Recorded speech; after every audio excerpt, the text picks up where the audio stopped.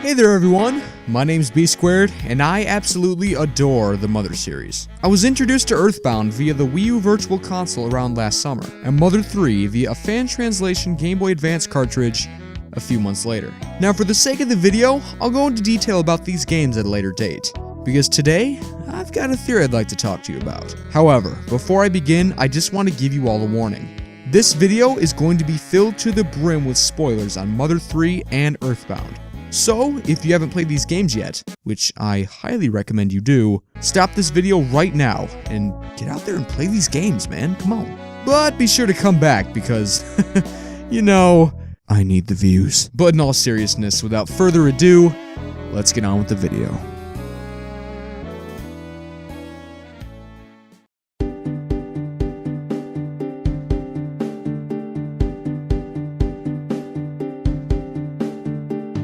Throughout the Mother series, there has been a huge cast of characters with very quirky personalities and just very happy and positive attitudes in general.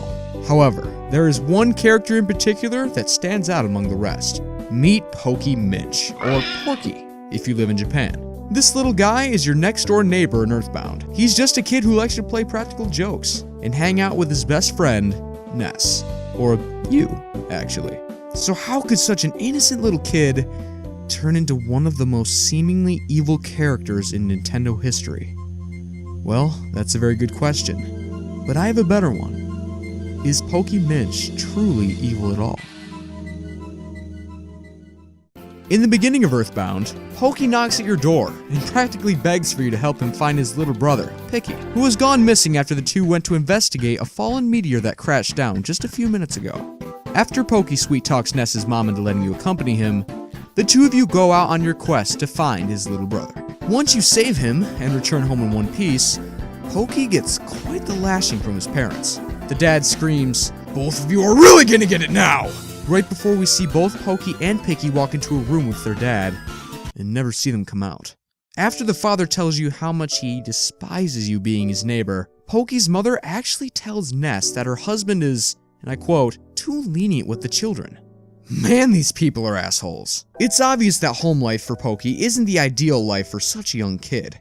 And according to Shigesato Itoi, Porky has become very selfish and egotistical because of the way his parents have treated him. We actually don't see Porky for quite a long time after that. Our next encounter with our next door neighbors with the Happy Happyism people. A cult of people who are just happy being happy and love the color blue. I mean, really love the color blue. I mean, look at this stuff. Holy crap. It turns out that Porky has joined this cult and is responsible for Paula's capture. Pretty evil, right?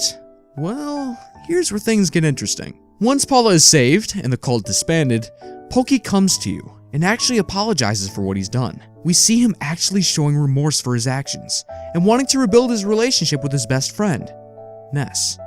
In the English version, Porky just says that he's kidding and runs away. However, it's a bit different in the Japanese version.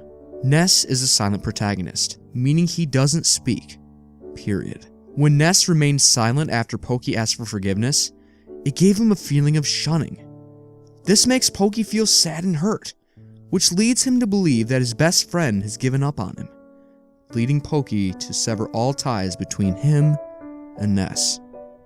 Honestly, I feel kinda sad for Porky here. I mean, how would you feel if your best friend had just given up on you? In a reality as abusive and as dark as Porky's, I feel that Ness was that small glimmer of hope Porky had towards true happiness.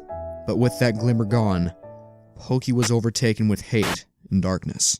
Fast forward to Mother 3, a game taking place well over 1,000 years after the events of EarthBound. Porky, now named Porky, commands a vast empire and rules over his new Pork City, a gigantic floating airship thingy. But you may be asking yourself this: if this game is 1,000 or so years after EarthBound, then how's Porky still kicking? Well, here's your answer. Porky has mastered the ability of time travel, and due to some time-traveling paradoxical mumbo-jumbo, he's become immortal. His body has aged to the point where he needs a mechanical spider thing to get him around, and that's pretty bad, if you didn't know. However, his mind has remained the same. He's still that same obnoxious kid we remember him as. Essentially, he's just a young child trapped in a frail shell of a body. However, this time around, all the power went to his head. Imagine this for a second. Your 10-year-old sibling had just gotten the power of immortality and has received limitless resources at his or her disposal. Yeah, not fun, is it? No, I don't know your siblings personally, or how evil they can be. but I'm pretty sure it wouldn't be nearly as bad as what Porky did with his power. I won't sugarcoat it. Porky has done some horrible things. Very horrible things. This game drills home that this is one truly evil son of a bitch. But honestly, I feel that Porky isn't as evil as he's made out to be. If we look back to our time in EarthBound, we can see that Porky went off the deep end when he felt that his best friend seemingly shunned him. Not only his best friend, but his only friend. Think about it. You've been the only one that has given Porky any kind of positive attention. You were there when no one else would be. And when you left, he couldn't let you go.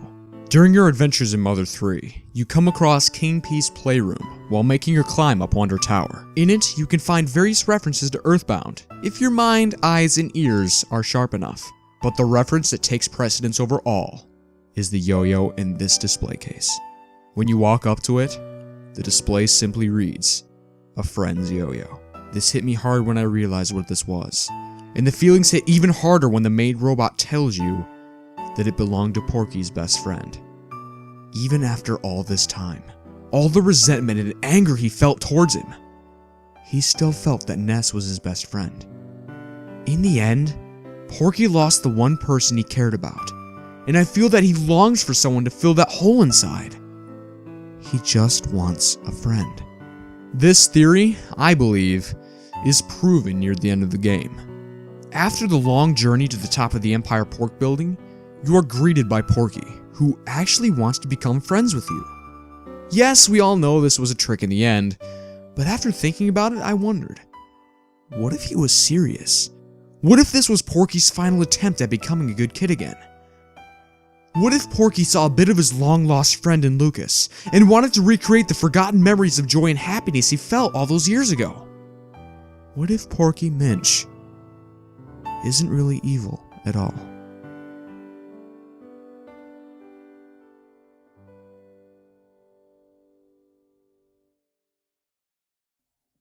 Well, that's that.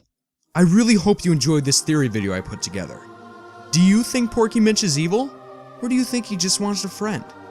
Let me know in the comments below. And if you enjoyed, why don't you drop a like for me? Or better yet, share it with a friend. Anyways, I hope you all have a fantastic day, and keep on keeping on.